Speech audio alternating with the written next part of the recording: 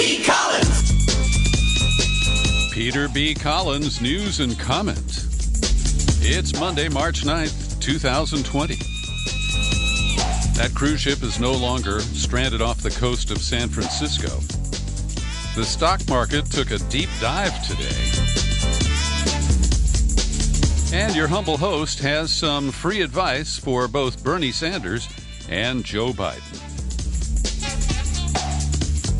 So first, a little tough love for my friend, the senator from Vermont. Bernie Sanders is facing a crucial showdown in the caucuses, the primaries. There are no caucuses, primaries that are being held tomorrow, which include Washington State and, crucially, Michigan, among others. And I believe that Bernie needs to make some adjustments to his campaign methods and his campaign message. And I jotted down a few notes last night that I want to share with you. First up, I believe that his use of the term democratic socialism has diminishing returns. There are people of my age who are very afraid of the word socialism, and I believe that Bernie needs to better define it as the antidote to extreme capitalism and simple fairness to the average American. I also believe that he needs to soften his position on completely eliminating private health insurance. And I think he could do it by saying that everybody gets Medicare for all, and if you want to pay for additional coverage for cosmetic surgery or liposuction or whatever it happens to be, that you can buy that insurance. And I think he should challenge the health insurance industry to respond to the change in the environment and to innovate and offer insurance products that people want. And I see this loosely as the combination of Medicare and Medicare Advantage. And now that I've got almost a year of Medicare under my belt, just to explain it to you, my basic coverage is Medicare, and then I pay $120 a month in Medicare Advantage. And that enables me to reduce my co-pays. I'm a Kaiser patient. And I think that that model of a public-private partnership is something that might induce the health insurance industry to become more useful and less predatory, extracting billions from the healthcare, cash flow, while often denying coverage to people who need it. And as we'll detail in a few minutes here, I believe that Bernie Sanders has got to stop turning a blind eye to election anomalies. Now, I'm not yet prepared to say that there have been election rigging or election fraud, but there's some very concerning figures related to the differential between the exit polls and the reported vote tallies in both South Carolina and Massachusetts.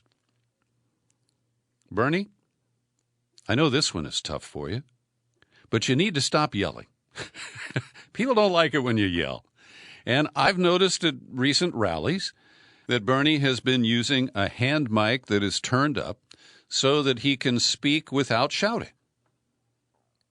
And this is in many cases a minor issue, but it is an irritant to many voters. I also think Senator Sanders needs to expand his foreign policy scope. He usually just talks about how he voted against the war in Iraq and leaves it at that. And Bernie's taken strong positions, at least for a Democrat in this era, in support of the Palestinians without throwing Israel under a bus. And I believe that when they talk about Cuba and try to tag him with Fidel Castro, that you pivot to Syria, you talk about Saudi Arabia, and you show pictures of Joe Biden holding hands with dictators from al-Sisi in Egypt to the royal family in Saudi Arabia. And I also think that you have to be honest with voters, African-American voters in particular, about the sorry record of Joe Biden, specifically related to locking up young black males behind the crack cocaine law that he championed after basketball star Len Bias died of an alleged cocaine overdose. So those are just a few handy tips, and then I found some tips for Joe Biden, and because I am just so dedicated to fairness, This came from CNBC, the business channel, and one of their former producers, a guy named Jake Novak. I don't know Jake, but he knows Joe. And he offers 4 tips to, quote, finish off Sanders. Number 1, realize what you got here and keep a low profile.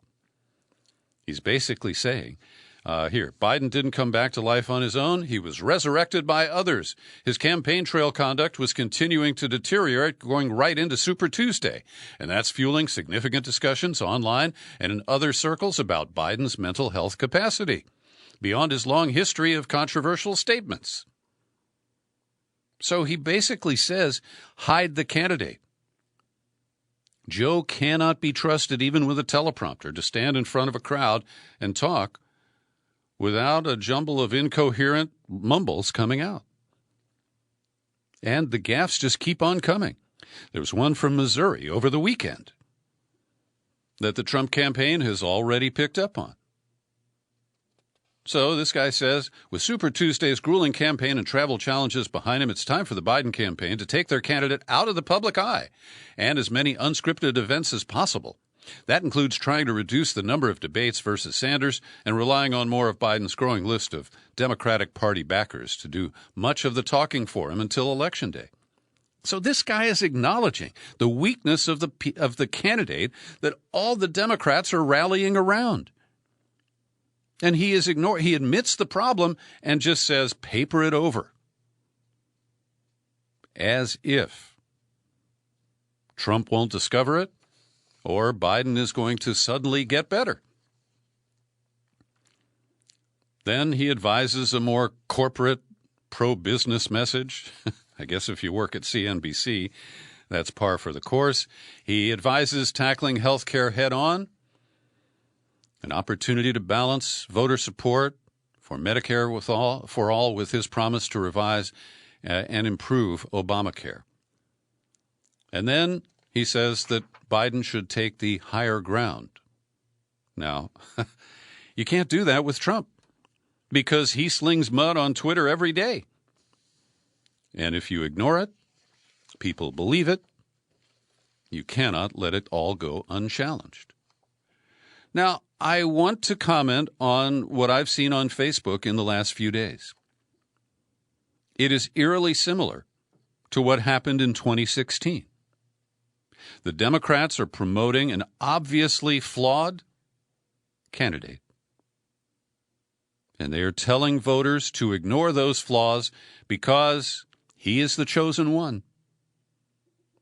He is entitled to run because of his links to the power structure of the Democratic Party. And despite all the bullshit they've told us about how, Trump is an existential threat, they're going to run a candidate they know is defective. And I have to say that this leaves me, the best way I can describe it is my oldest brother, Tom, for years now, has been one of those pox on both houses Americans. He denounces Republicans. He denounces Democrats with equal fervor. And I've always tried to tell him, well, Tom, I don't say the Democrats are perfect ever. I'm not a Democrat. But you can't believe that they really are as bad as the Republicans. And I'm running out of any ammunition to defend against that argument.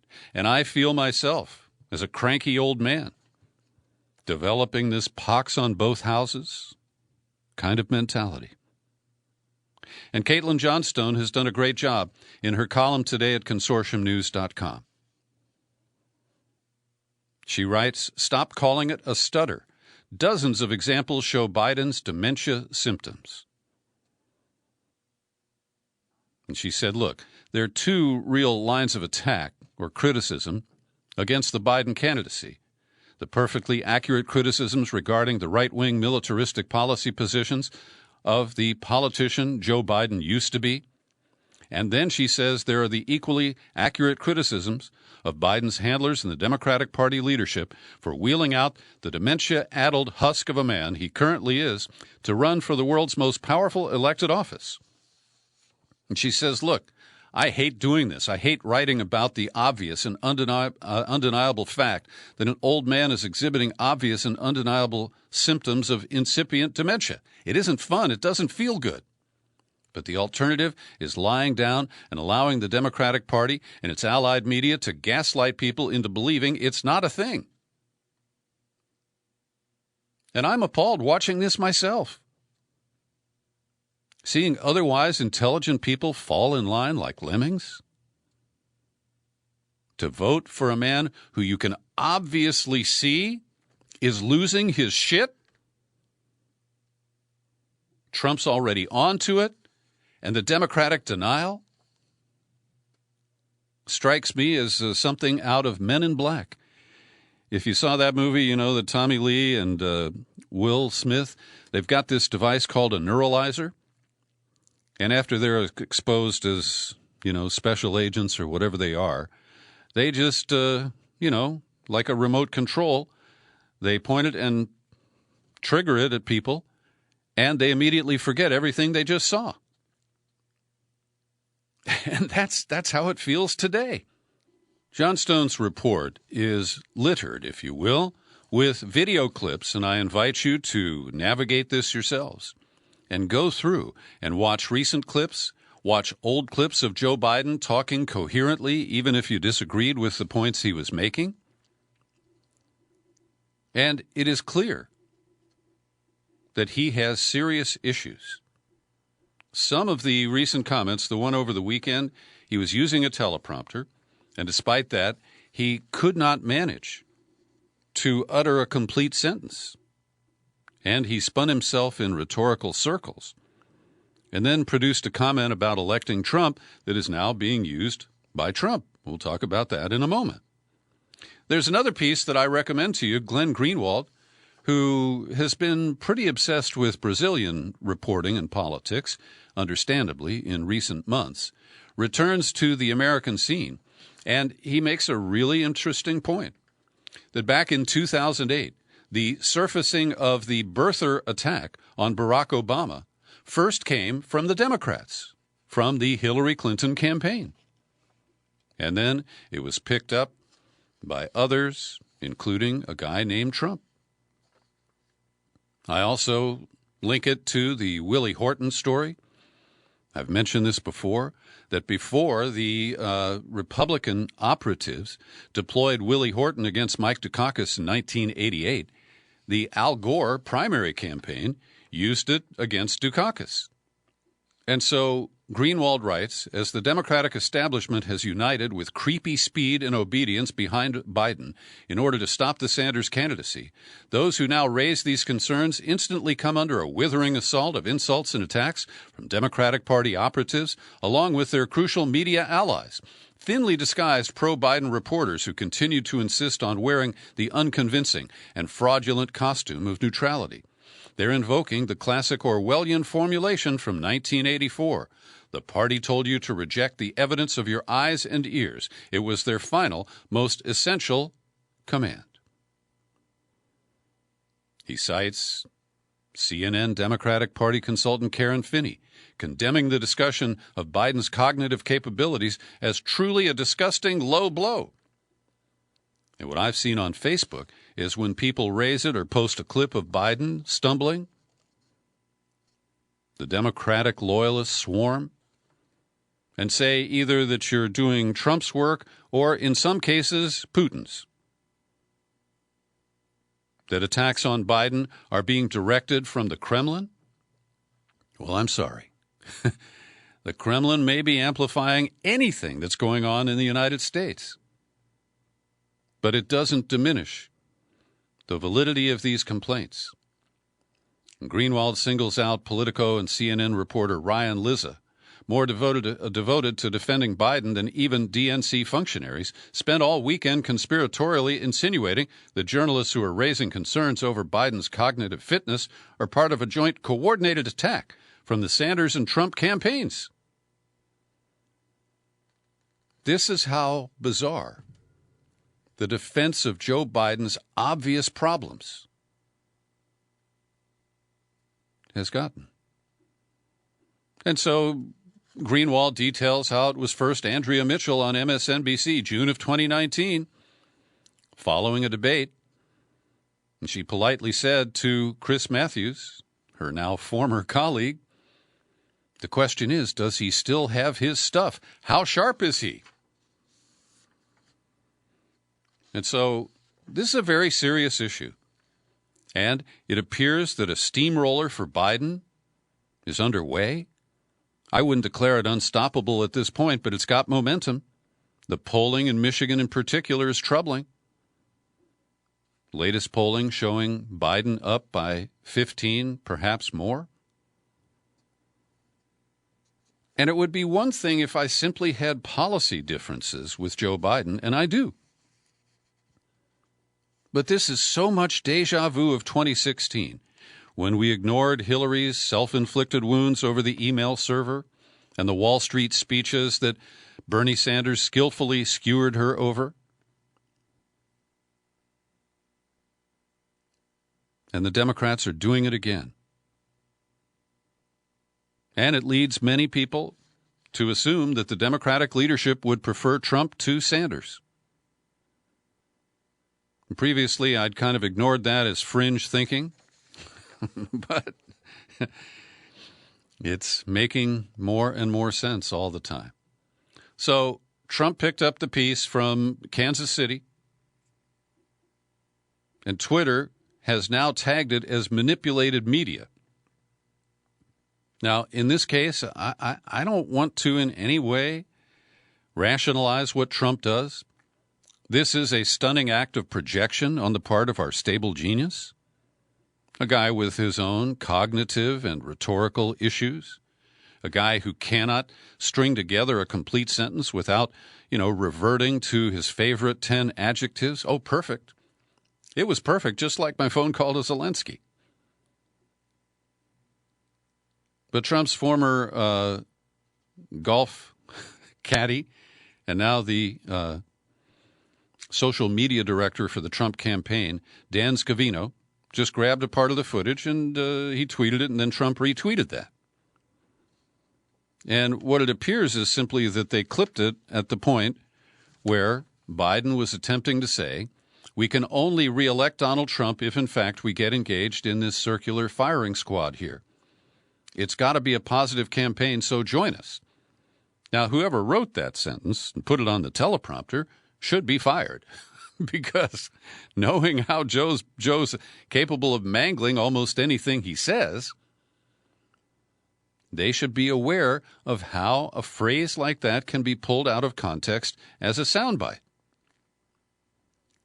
So Scavino responded to Twitter's action, saying the video was not manipulated. And so it goes. We now have 2 African Americans who ran against Biden, who were bitterly critical of him during debates. They've been neuralized, too. I guess the men in black visited Cory Booker of New Jersey and Kamala Harris of California, and they coughed up blather about unity and what a great guy Joe Biden is. Tulsi Gabbard is still erased. Oh, they once in a while mention that she's still in the race, but you hear people all over the place just say it's now a 2-man race, and that all of the minorities, the people of color, have exited the race, that there are no women left in the race. And after all the Sturm und Drang last week about sexism and Elizabeth Warren, and if you didn't hear my comments, yes, sexism was a factor. But Elizabeth Warren needs to explain why female voters, who outnumber men in the Democratic Party, did not support female candidates in any significant numbers. And I don't know how accurate this is, so consider this just a random opinion. But one of my Facebook friends reposted this comment.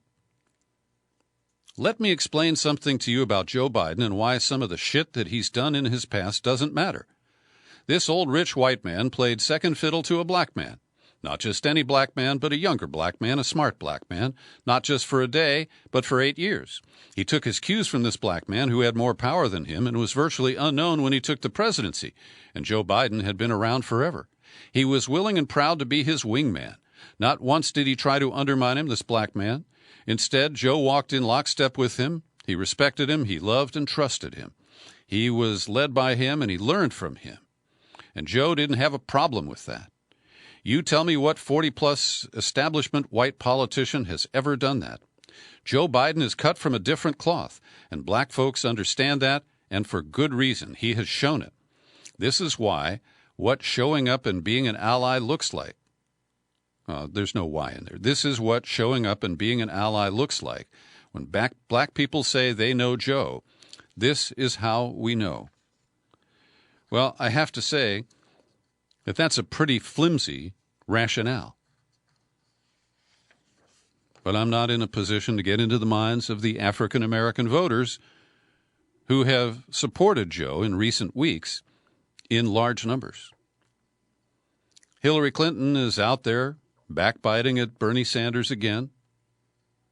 In an interview over the weekend on CNN with Fareed Zakaria, she said that Joe Biden's path to the 2020 nomination looks similar to hers from 2016. What Joe's victories on Super Tuesday showed is that he's building the kind of coalition that I had, basically. It's a broad-based coalition. I finished, most of the work I needed to do for the nomination on Super Tuesday, and then it kind of lingered on. And I think Joe is on track to do exactly the same thing. Putting together a coalition of voters who are energized, she said.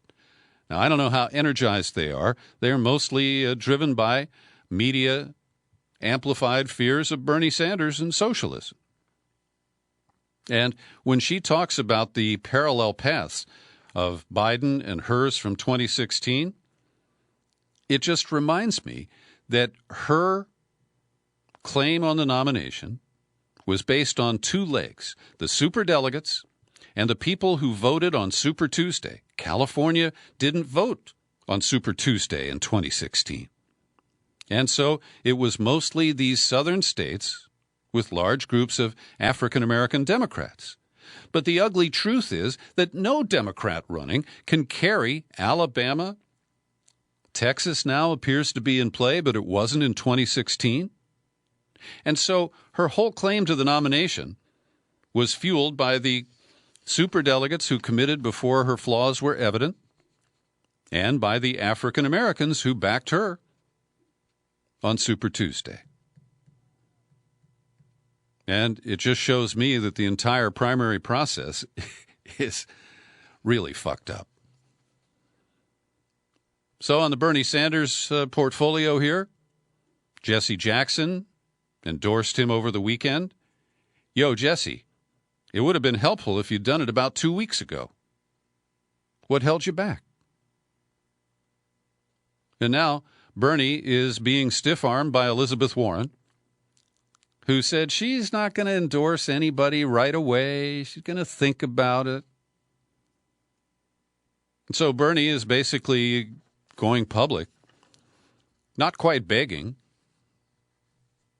Quote, we would love to have Senator Warren's support. We would love to have the millions of people who supported Senator Warren. Senator Warren talked about a wealth tax, something I think is enormously important. We also have a wealth tax, nuanced different from hers, but the same principle at a time of massive income and wealth inequality. We've reached out, we're looking and asking for support of Senator Warren's supporters and hope they come on board. And Bernie did, on Meet the Press, address the campaigns, the criticism from Warren of the so-called Bernie bros. He said, I'm concerned about the kind of ugliness that exists on the internet and the Twitter world in general. It is very ugly. And I will not deny for a second that we have some people who claim to be supporters, although I have a hard time understanding why they think they can support me and make vicious personal attacks against people. That's not what our campaign is about. I don't know that people will hear that at this stage because the Bernie bro meme is pretty well set for many Democrats, in my view. So for tomorrow's crucial Michigan primary, 713,000 people have already submitted absentee ballots, and that is up 80% from 2016. And nearly 29,000 of the 713,000 have said they want to do it over. So in Michigan, you're allowed to change your absentee ballot, your early vote. In the legal lingo, it's called spoiling the original ballot. Voters who had submitted a ballot had until 2 p.m. Saturday to cancel it by mail or 4 p.m. today if done in person. And then they could recast their ballots. Now, some of these people are changing their minds because their candidate has dropped out. But I fear that those 29,000 are shifting primarily to Biden. Tomorrow in Washington, there is a news conference called jointly by Code Pink and the editors of the Gray Zone Project, Max Blumenthal et al. And they are inviting the Organization of American States to come here to these United States to monitor the remaining primary elections and the general election in this cycle. Now, it is a little bit bizarre because we recently have been critical of the OAS for its false claims of vote rigging by the Maduro government in 2018 in Venezuela and the Bolivian government last year. And I don't think the irony is lost on Max Blumenthal and Code Pink founder Medea Benjamin. But they're basically saying is that the U.S. elections are so problematic that we need to bring in observers who have found fraud where it didn't exist. And so we know about the long lines in Texas and in California on Super Tuesday. We know about 10% of votes in 44 precincts in Dallas County were not counted. Computerized vote counts in South Carolina differed substantially from the exit poll. I'll detail that for you in a moment. Likewise in Massachusetts. And the computerized vote counts in New Hampshire showed that vote counts were substantially greater than the exit poll margin of error for Pete Buttigieg, a 12% increase from the exit poll for Mayor Pete. We know about the Iowa caucuses. People have downplayed the delays in reporting the outcome of the Nevada caucuses, which, of course, went for Bernie. But were the results even better for Bernie than those reported? So Edison Research did the exit polling. And when you look at South Carolina and Massachusetts, there are serious questions. And I want to be clear that this discrepancy is something that leads to investigations of potential election fraud. But they're not conclusive evidence, just on the face of it. But when you look at South Carolina, Bernie Sanders showed a loss of 6.6% from the exit polls to the vote count, where Biden showed an increase of 8.3%. And Elizabeth Warren also suffered almost a 15% loss from exit polling to the vote count. Now, South Carolina was already a runaway for Biden. And so I can't come up with a strong motivation to rig the tally. But Massachusetts is quite different. Joe Biden showed a 4.5% bump between the exit poll and the vote tally that declared him the winner. Bernie Sanders and Elizabeth Warren each lost over 3.5% between the exit poll and the official tally. So these are problems, and the long lines that were experienced in Texas in particular appear to be part of a voter suppression scheme.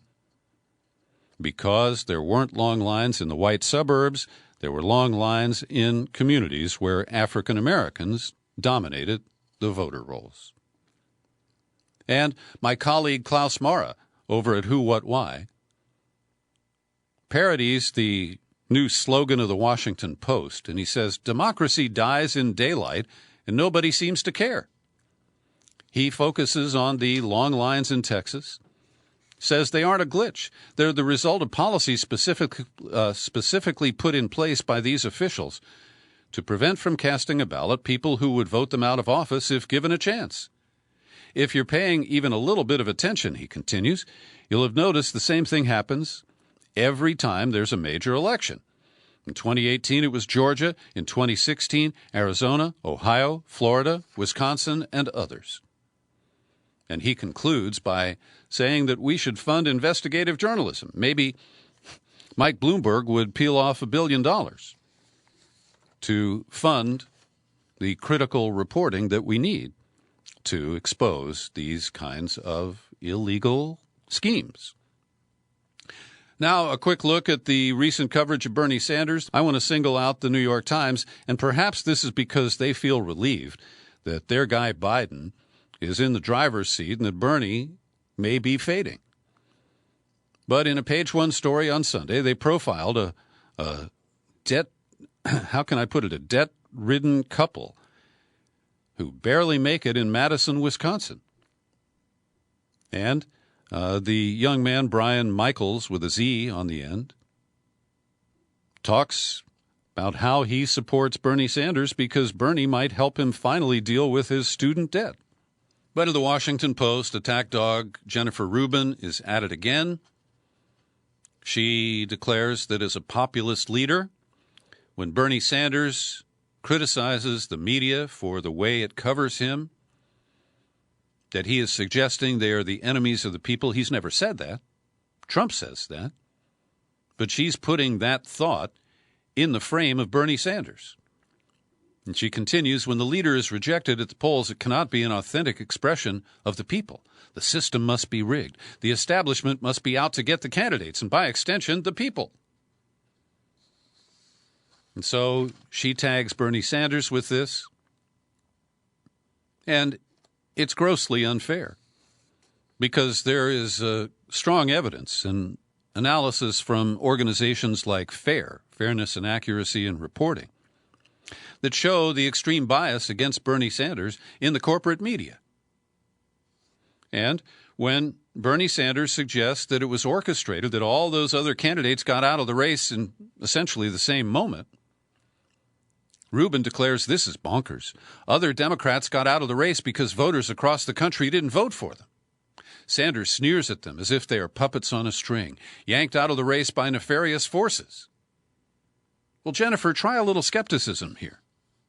Do you really believe that Pete and Amy and Steyer, followed by Bloomberg, then Warren, all exited at the same time without some central force urging them to do so? I'm sorry. You are naive.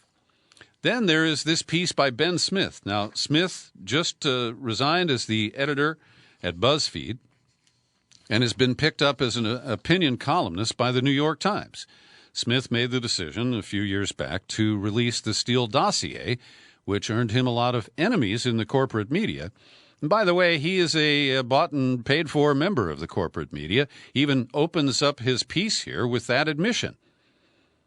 He says back in 2015, BuzzFeed News sat down with Bernie Sanders, who began by saying that BuzzFeed is providing an alternative to the corporate media. And Smith writes, we stammered a bit and half apologized. We weren't really doing that, sir. Our backers were venture capitalists. He'd have to find an alternative elsewhere. And I think that's an accurate admission about BuzzFeed. It's just tuned up to approach younger Americans with the corporate media spin, and it's very effective at doing that. But Smith goes on to say, quoting Sanders, the media itself is as important a political issue as exists. And Smith says Sanders is right about that and about two other things, that much of U.S. media still covers elections like their sporting events, and that the affluent New Yorkers who run and appear on television networks are not inclined to like him. The narrative of Joe Biden's comeback was an irresistible story to the media, one that often eclipsed the coronavirus, never mind discussion of health care or poverty on cable news in recent days. The distance between Sanders supporters and media executives could be felt with particular intensity in the halls of MSNBC last week. After Chris Matthews was bounced, I'm skipping over a part here. He said Sanders, and really any politician who is hostile or even cranky to the media, is compared to Trump. It's a canard, says Smith. Trump is a star of the corporate media who hacked its commercial incentives to his advantage, delivering free, lively entertainment to cable networks desperate for programming. Trump wants to control that media and discredit competing voices. Sanders wants to remake the media in a new model. So I think it's a piece worth reading, despite some of the caveats about Ben Smith. Election officials, including those who are presiding over elections tomorrow, like in Washington state, are really struggling on how to deal with the coronavirus. For mail-in ballots, how long does the virus last in saliva used to seal an envelope? And then what do we do about touchscreen voting machines in between users? You spray them with Lysol? Well, and what happens in polling places when people congregate? Should they all wear masks and gloves? Well, it is a serious set of challenges for those who are conducting elections. So I'm a bit relieved. Our family friend Rose, who has been trapped on the Grand Princess cruise ship for over a week now as it circled aimlessly off the coast of California, well, the ship has landed in Oakland, and they brought it to an unused pier that is separate from the freight terminal. And they have plans to take some of the sick people immediately to the Oakland airport, put them on charter flights for unknown destinations. Those who have not so far tested positive for coronavirus will apparently be bused to the Travis Air Force Base, which is about an hour away from Oakland. There they will be tested, and some additional people will be quarantined. And boy, that's been a rough cruise. They went to Hawaii first and then came back and were stalled for almost a week off the coast. And I have this app on my phone that allows me to monitor ships that have a transponder beacon. And I saw over the weekend that ship was going in a circle of about a 20-mile radius without stop. When people tell you they know why the stock market went up or down on a specific day, I always consider that just speculation. But with a 2,000-point drop today in the Dow, there appear to be two factors. One is the fear over the coronavirus and the worldwide recession that it appears to be causing. The other is the battle between the Saudi royals and Russia over the price of oil. And over the weekend, oil just dropped precipitously by more than 25%. And that does appear to be driving the dramatic drop in the market today. But there's also the issue of Trump. And I don't know if you've seen the photo op when he went to the Centers for Disease Control in Atlanta on Friday. But once again, we saw this bizarre scene where Trump is flanked by would-be experts, including Dr. Anthony Fauci. He's a showboater that I've never had great confidence in, but he's who we've got. And Trump contradicted their comments, saying that anybody who wants to can be tested. We know there aren't enough test kits to do that. And we still haven't sorted out who's going to pay for the testing. And to watch Fauci and his other colleague, I don't know the guy's name, just stand there silently. Don't we have anyone with the courage to stand up to this asshole when he is spewing information that is dangerous to a fearful population? Now, I do think the media has exaggerated the fear, the threat, to some extent. But this is a novel coronavirus, as they call it, and it's not clear who will ultimately be infected with it or how. And so I think that the caution is indicated, not necessarily the hype. So White House advisors are planning to present Trump with some options, including paid sick leave, emergency help for small businesses, and the economy is tanking. Just over the weekend going around, shops are largely deserted. Restaurants have just a few people in them. Now, over on Capitol Hill, the Democrats are working on their own list, including enhanced unemployment insurance, expanded food stamps, school lunch programs, widespread free coronavirus testing, and anti-price gouging provisions. We'll see if the two sides can come to terms. Now, I wonder where the mainstream media is, because smart listeners have been sending me information about possible medications that can be used to address the coronavirus. I'm not calling them cures. But the corporate media, and this is what leads me to conclude that they are hyping the situation and exploiting the fear. I mean, Scientific American has a story that was published on February 28th. A promising antiviral is being tested for the coronavirus. And in fact, in China, they are redirecting certain drugs, trying to see if there is a cocktail that can be mixed to treat this virus. And there are some promising developments. There is a drug that Gilead developed to address Ebola. That is believed it might have some validity here, and it's got a name that's hard to pronounce. Remdesivir, Remdesivir. I don't know if I'm pronouncing that correctly, and I wish drug companies would come up with better names for their drugs that are easier to spell and understand. Also, as I think I mentioned on Friday, others have suggested that chloroquine or hydroxychloroquine may be effective in addressing the coronavirus. And I'm not equipped scientifically to evaluate these things. But I have to say that I haven't seen anything about possible drugs like this in the media that I consume on a daily basis. Now, don't gloat.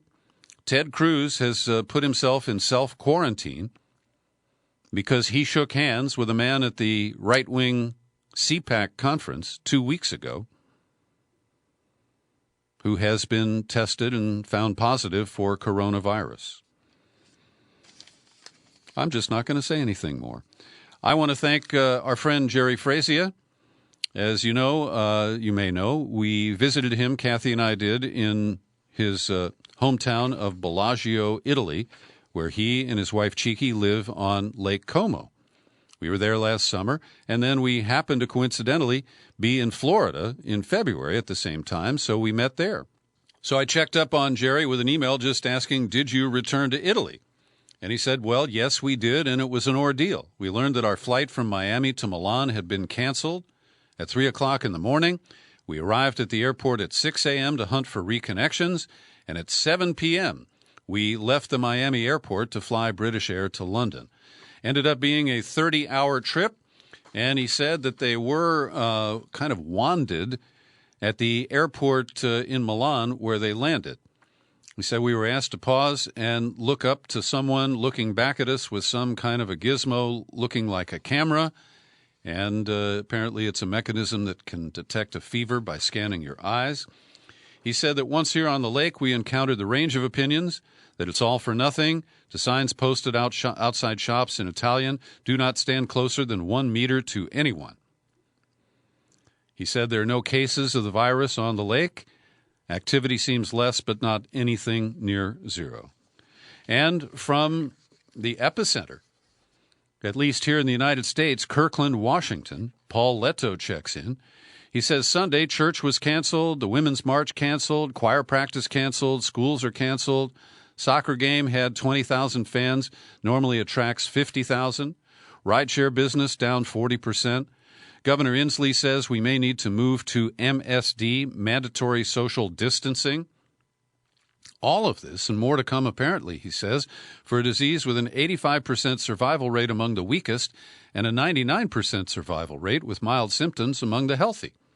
Here in the front lines of corona, the reactions, plus the fear of the virus and the fear of the virus, has the economy in free fall. It's unknown when it will pull out of the dive. It seems like a hostage situation to me. And later he says, at probably thousands of dollars per vaccine, the ransom money will have to be paid to Big Pharma, or many will not be allowed out of their home or into many jobs. What a wonderful world, he concludes. A couple of quick items here as we wrap up. Trump has dismissed Mick Mulvaney as his acting White House chief of staff and appointed a fourth man to serve in that capacity. He is Mad Dog Movement conservative Mark Meadows. It's going to be a wild ride with him. He defends everything Trump does. Interesting mistrial declared in the case of the man accused of exposing the CIA's Vault 7 hacking tools. 31-year-old Joshua Schulte is going, I guess they'll try him again. Now, he was convicted of contempt of court because he violated the judge's orders and was online and using a burner phone while he was a suspect. Schulte is also separately accused of possession of a large number of images of child pornography. But in the Vault 16 case, after 6 days of chaotic deliberations, one juror dismissed in the middle of the deliberations because she violated the judge's orders by researching the case. So instead of replacing her with an alternative, they left the panel at 11, and they were unable to convict him because the CIA couldn't prove that he possessed the information or that he handed it off to WikiLeaks. They only had circumstantial evidence. And finally, you may not know this, but I practice yoga. Every Saturday, I go to a class at the Hot Yoga, formerly called Bikram. They've kind of left that brand identity behind. But in Alabama, since the 1990s, there's been a ban on yoga in public schools.